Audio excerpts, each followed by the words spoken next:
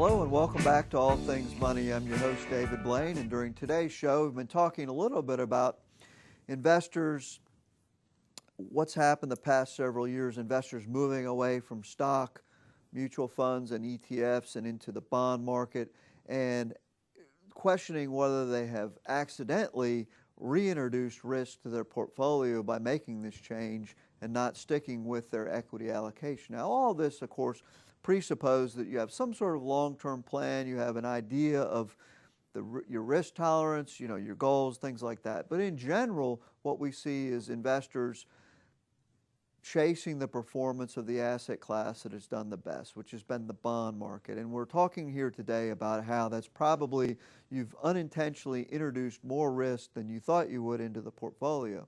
In our portfolio, we're encouraging clients, we're repositioning portfolios for the future, the next 7 to 10 years, where bond market returns are going to be more than likely substantially less than they have in the past.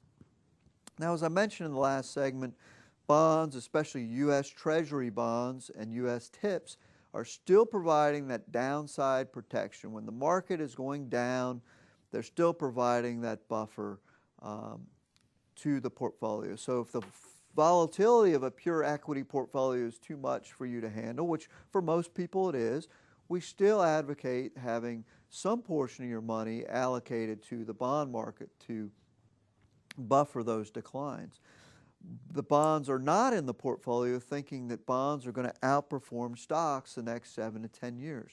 As we outlined in the last segment, that I think a 5 to 6% real return on stocks worldwide is a reasonable estimate.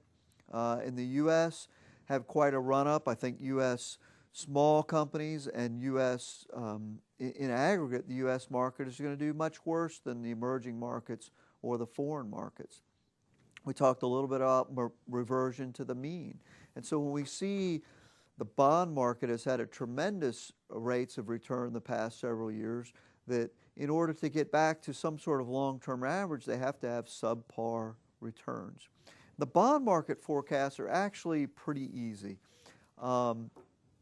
If you go back in history, as long as we have records, and you look at, say you take a bond today and you look at its yield, and its yield is 2%, a 10-year bond. Okay, so the bond matures in 10 years. Right now it's yielding, say, 2%. And we look back in history and we look at all these 10-year bonds and we say, okay, well, if you bought it this year, when it matured, what was your actual rate of return? Well, it's going to be 2%, that the yield, despite all the interim fluctuations in the bond market, if you buy a bond today, you hold it to maturity, the return that you get is the yield. And so the best predictor of the 10-year return on a bond or the best predictor of the return on a bond is the yield that it's paying to that date. So if you have a 5-year bond and its yield is 3%, pretty accurate estimation that your yield, if you hold that bond 5 years, will be 3%. So the bond market returns are pretty easy to predict. Now in the short term, what the market's going to do in the interim, and it's going to move all around, nobody knows.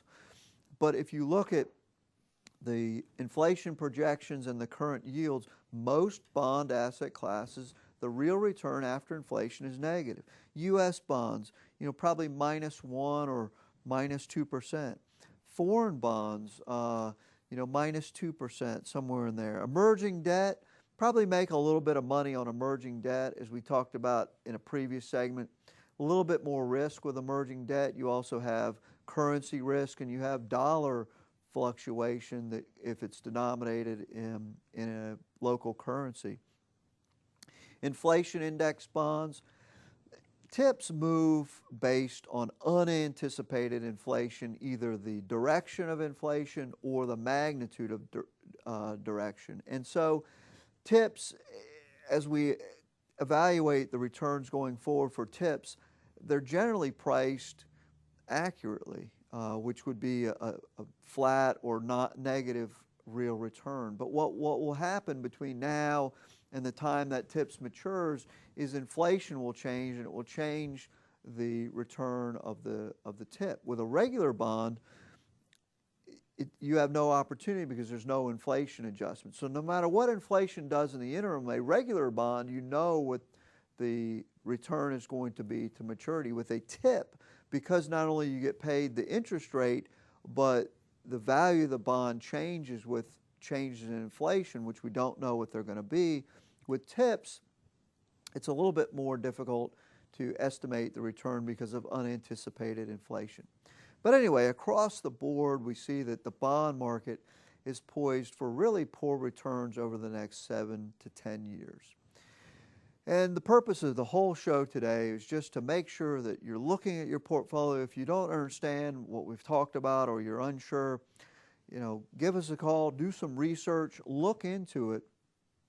But conservative investors are at the most risk. If you out there and you have, 70, 80% stocks in your portfolio and some bonds in the portfolio to help buffer the volatility, well, it's not going to hurt you that much. If you're retired and you're living on your income and you have, 80, 90%, 70, 80, 90% of your portfolio in bonds, we would encourage you to take a look hard at that. Look at the interest rates. If that cash flow that they throw off is going to support your lifestyle, after inflation, don't forget to factor in inflation, you may be okay, but we think for the vast majority of people out there, they're going to be very unhappy looking back 10 years from now if their portfolio is allocated, has a very high allocation to bonds. Okay.